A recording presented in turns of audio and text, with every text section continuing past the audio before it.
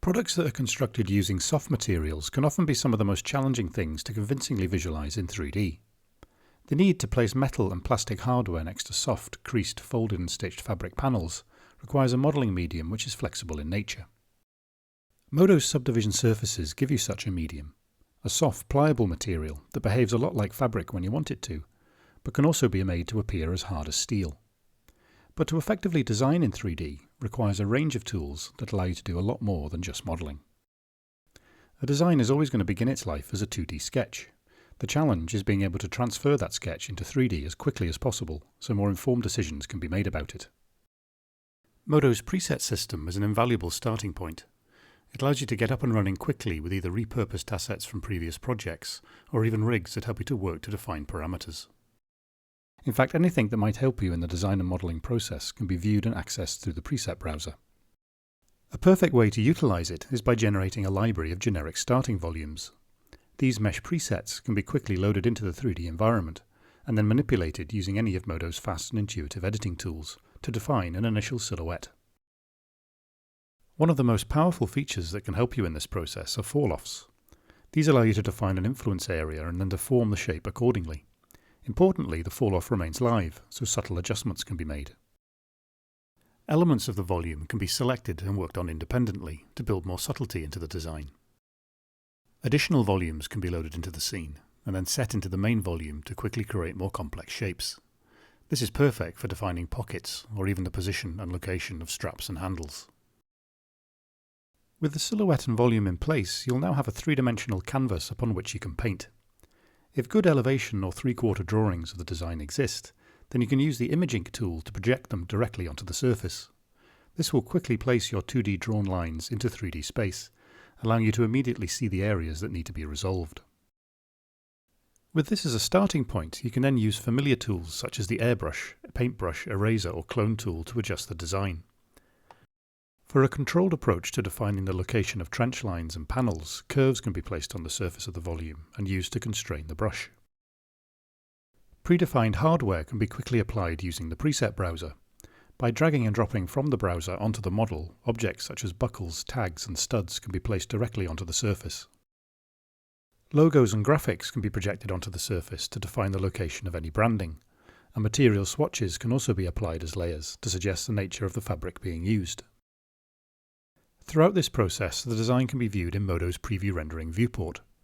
This allows you to develop a presentation image in parallel with the design, and again by using MODO's preset system, predefined lighting setups and environments can be quickly loaded, setting a design immediately in context.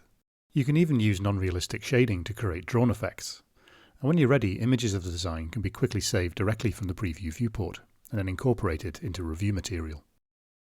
Initially, this might be as far as you want to take the model.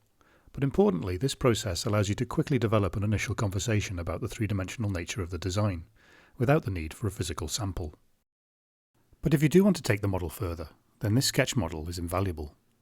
With the location of trench and stitch lines already defined, it can now act as a guide when building more accurate geometry. A good starting point is to follow the lines defined in the sketch with the Topology Sketch tool. This allows you to quickly paint new geometry across the reference geometry.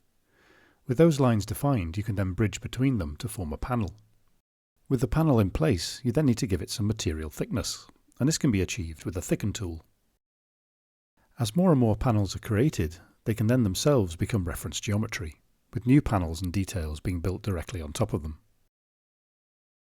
Trenches for stitch lines can be added by beveling and pinching the geometric strips that are initially created, and piping can be added along panel borders using the Tube tool. To make a really convincing model, you need to build tension into the surface, and this is where the true power of subdivision surfaces becomes apparent. A subdivision surface is a smoothed version of the original faceted surface.